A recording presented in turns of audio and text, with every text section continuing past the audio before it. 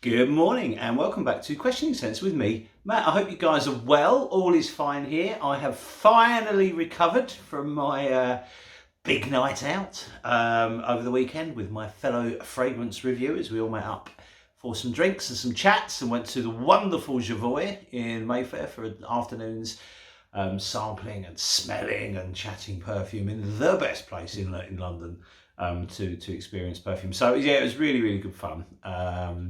We all obviously went for some drinks after, and yes, the less said about that aspect of things, the better. But here we are back with another perfume review, and we've got a really interesting one for you today. Now, I have done a couple of reviews from this very small house called Scents of Persia.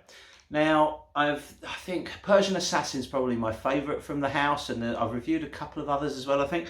But this is a new one, and Naz, the guy behind the house, who's on YouTube as Toiletarian, he reached out recently and said, look, he's got a new one that's come out. It's an oud fragrance. He reckoned I would like it.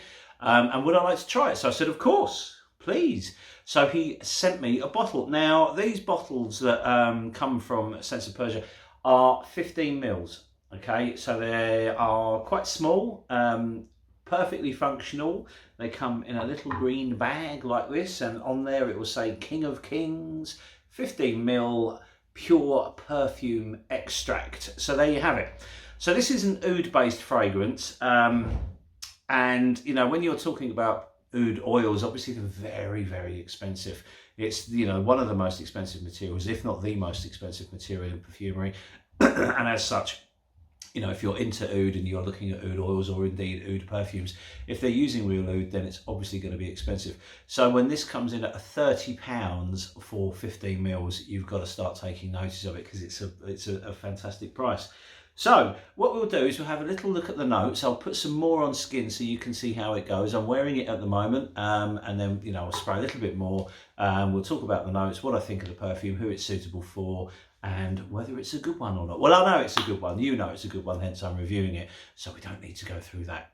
Okay, so we'll go through the notes and we'll have a look at the juice on skin, which is quite an important part of this review, and then we'll talk a little bit more about the perfume. Okay, the notes are really simple with King of Kings. Basically, the three notes that are listed are Malaysian oud oil, Burmese oud oil, and Assam oud oil, Indian oud, basically. Now, when I've worn it on the couple of occasions I've worn it, I think there's more to it than just that. Oud itself is almost a perfume in its own right. When you're wearing, or when you've experienced pure oud oils, you'll notice that the actual oud itself has its own intrinsic top, middle and bottom notes, and the oud itself will take you on a journey. So what we've got here is a perfume that's combining three ouds to try and create a perfume that gives you an experience and an understanding of what oud actually smells like. And it does that really well.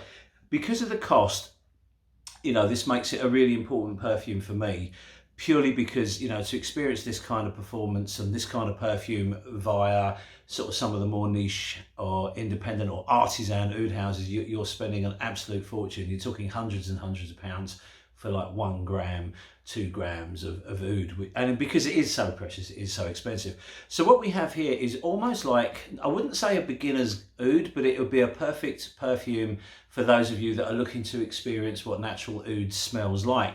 I don't know, you know, where the materials have come from. Obviously, we know it's the house is saying it's a Malaysian oud, a Burmese oud, and an Assam oud.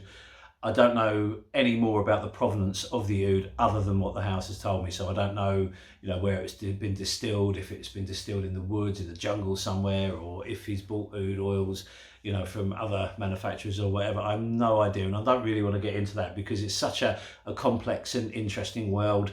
I don't know, there's a lot of magic and theatre with oud, and it's a whole minefield or rabbit warren to go down. So I'm taking it from the house as it's a Malaysian oud, a Burmese oud, and an Assam oud oil. So what you get with this is a really intensely woody affair. There's lots of other notes that you will pick up when you're wearing it that aren't listed. So I'm either thinking there's support notes put in here as well, or these oud oils that have been used to formulate the perfume are that good. You can pick out all the different nuances. So you've got this kind of, it's very, very woodsy. As soon as it hits your skin, you're deep into this world of intense and sometimes sweet woods. There's also notes of green. You'll get green notes that come through it. Sometimes it smells a little bit like a thick, heavy patchouli that gets slightly chocolatey in places. Very earthy, slightly green, slightly dark, slightly damp. Burmese, according to Naz, the Burmese oud oil is smoky. I don't particularly get a very smoky experience from this perfume. I get an intensely woody perfume pretty much the entire way through. And it wears really, really well. Although it's an oil, so it sits very close to your skin and it lasts a very long time. It does actually manage to project a fair bit, especially in the first hour or so. You do find it's kind of pushing out. And you are in a really lovely cloud. It's a very, very nice one to wear. Because, you know, there are 3 types of oud within the perfume, people are thinking, is it going to be too much? Is it going to be overly challenging? Is it going to smell like horse shit? Is it going to be really funky? And it's none of those things. It does carry a slight animalic undertone to it, but it's bearable. It's not too much. It doesn't smell like a horse's arse or anything like that. But there is a slight hint of animalics to it, which I think suits the perfume really, really well. You don't get blue cheese. You don't get this medicinal funk. You don't get all the cliches that we attach with oud. You've got a very natural smelling and very woodsy perfume. And it wears really, really well. I thoroughly enjoy this one and I highly recommend it. But before you go racing out to buy it, there are a couple of issues with the perfume, and that's what we're going to look at now. Because it comes like this, so they have the beautiful liquid inside, and you have a sprayer. Now, the problem is with it, the sprayer doesn't spray like a perfume. So if you're expecting these lovely clouds of perfume when you apply it, you know, you put your shirt on and then just spray a bit before you go out, it won't work like that. This is almost like an attar. It's not quite as thick as an oud oil. I mean, it is as thick as some, but most of the oud oils that I've experienced with, you know, they're really very resinous and you have to swipe and rub them in. This comes out like oil. And it shoots out and goes absolutely everywhere if you're not careful with it. So you must be aware of this, because I think this will stain clothing. I'm going to put a little bit on my hand now, so hopefully you'll be able to see exactly how it comes out.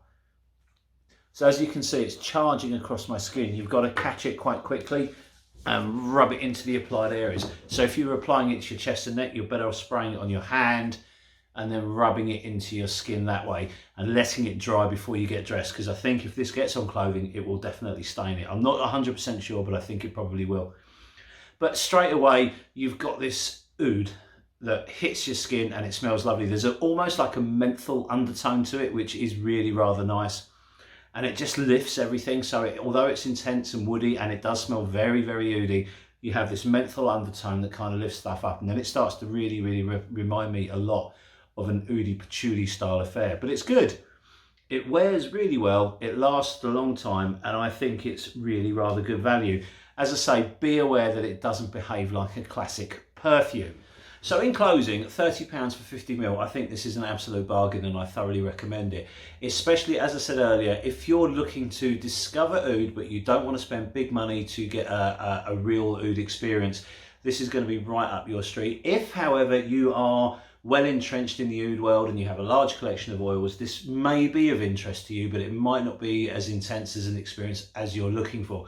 So I would say that this is an excellent oud for everyone who's interested in oud, especially if you're just kind of starting your journey into oud and you're looking to build up a collection, you're looking to build up your experience with this precious material, but you don't want to be spending tons and tons of money, then this is a perfect option for you. The 15ml will last you a very long time. You only need to put a tiny bit on your hand and rub it in, and a little goes a very long way.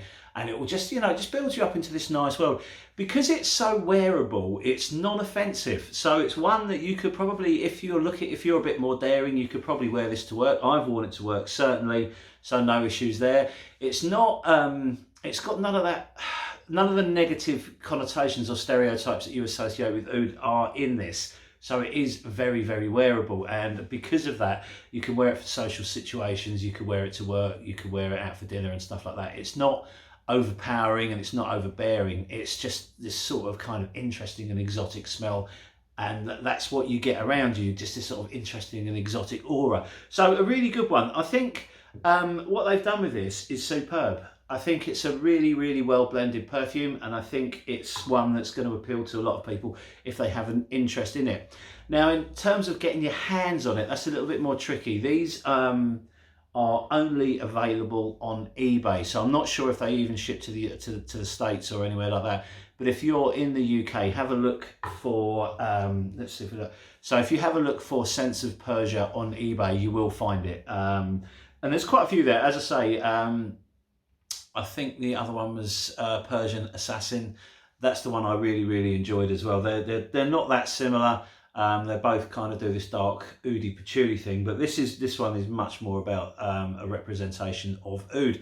So if you're looking for an oud and you don't want to spend a fortune, have a look at that one. Highly recommended. And as I say, just to cover all bases, if you have got a large oud experience, if you have got a lot of experience with oud and you have got a large collection of oud, then you may be looking for something a bit more intense than this one. But I think it's a great starting point for an oud adventure or an oud journey. So there you have it. That's my take on King of Kings by Scents of Persia. Hope you've enjoyed the video, and we'll be back very soon with another one. And by the way, hopefully the Quoium Q&A will be filmed possibly this week, early next week. So there you go. Look out for that one. So for me and Rich, thank you very much for your time, and we shall see you on the next video. Cheers, thanks, and bye.